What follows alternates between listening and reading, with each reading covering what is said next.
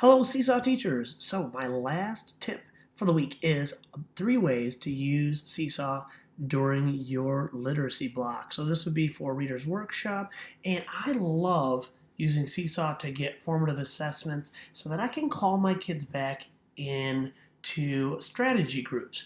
I used to only call kids by level, like level H or whoever that group was. I would not, don't worry, I would not say level H, come back. No, but I would call kids back by level, right? And I would do guided reading. The problem with this is that all kids obviously need different things that they need to work on, even if they're reading at the same level. So Seesaw allows me to really listen to what kids need and call back groups based on that. Okay, the first thing I would talk about is fluency. So what I do is I create an activity, and that activity has a fluency passage, okay? And then I have my kids read it for me and turn it in. Now, I got this passage from Teachers Pay Teachers, but you can get this just from a book that you're reading with the kids. There's other reading passages. For example, if you have not checked out readworks.org, readworks.org is an awesome free site where you can find leveled reading passages, and it's free for educators. But anyway, a couple tips here. When you have your kids do this, do not have them use the arrow as they read, because that will not tell you anything about their fluency. Unless they're really, really young. I would have them just read this. It's usually my directions say read it through once to work out the words, then read it again so I can listen for your fluency, and then I make notes on my students' fluency, and so when I call them back, I can work on those specific things. This is a great way, like I said, to listen to fluency when you cannot meet with each child individually because of time. Okay, so that would be the first thing I would do.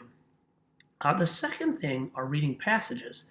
So I got some reading passages here from Raz Kids. You could get reading passages from Books in Epic, from, again, readworks.org. You can get them out of books that you are reading that are level books. There's a lot of ways to do it. The nice thing about activities is I can put this in there, and then my kids, when I share it with them, I can share them out by level. So like this is a level, I don't know, maybe an E or F.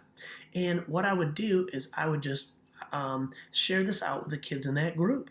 And then I would say, hey, go ahead and read this. And I might have them use the arrow so I could see maybe what strategies they're using to figure out certain words and record their reading. I should say that the arrow and recording is only available, I believe, on iPad. So if you had a laptop Chromebook, you would just need to have them record without the arrow. Okay, but having them do a reading passage is another way to get a great formative assessment and make notes. We all know it's almost impossible to meet with every reading group every day. This allows me during my planning time or when I have time on the weekend just to listen to some snippets of their reading and take notes. I love that. Also, I save these for parent conferences too. I do share these with parents, but I save them for conferences just so I can point out what I'm hearing and what their child needs to work on with reading. Okay, so reading passages are great. Now, for the next one, I really want to show you, because I know that a lot of people are wondering, well, how do you get these images onto Seesaw?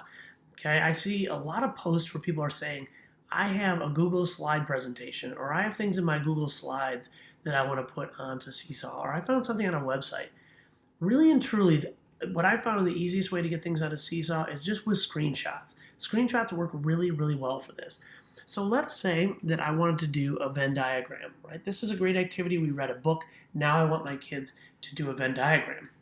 All right, so what I would do is I would create an activity, okay? And let's just call this Venn. We'll keep it really simple. I'm not going to write all the instructions, okay? But you can imagine what you would write, okay? Now, let's go to my Drive. Now, in Drive, I have a ton of templates, right? So here's my Venn diagram. Now, you can just take pictures of ones you already have. There's a lot of ways to get these, okay? You can even just Google search for a Venn diagram and screenshot it, or once it's screenshotted, then you can put it into Seesaw. So I'm just going to go ahead and take a screenshot, and there we go. Now that I have it there, all I have to do is add that template from my camera. Okay, there it is.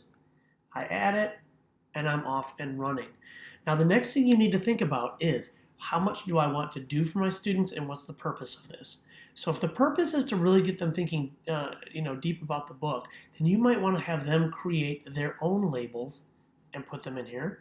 But if you have limited time, you have younger kids that you teach, whatever, you can just make the labels for them. So, I could have, like if I was, I don't know, maybe looking at different characters. All right, so we'll use Arthur, okay, and Brain, who knows? So if I create these for them, I can just kind of put them down here. I can even stack them on top of each other like that. And then I can say, all right, I'm going to make this into an activity. I'm going to share it with my class. Now what your class will do is when they go in here, they've already got those labels ready to go. So they just tap on the label button, but instead of adding new labels, now they can manipulate these, okay? So now they can move them around into the Venn diagram, okay? Then when they turn it back into you, then they're all there. This is great for any kind of sort, whether it's Venn diagrams, story mapping, parts of words, obviously, if you're doing word sorts. I love being able to do this and then have my kids explain their thinking by recording as well is just an added bonus for you to hear what they're thinking and for parents to hear their thinking. Okay, well, I hope this helps you. And that's 3 easy ways, but you could take any of those ways and you could morph them to work for you and what you do in your class. All right, well, I hope you enjoyed that tip about 3 ways to use Seesaw for reading in your classroom.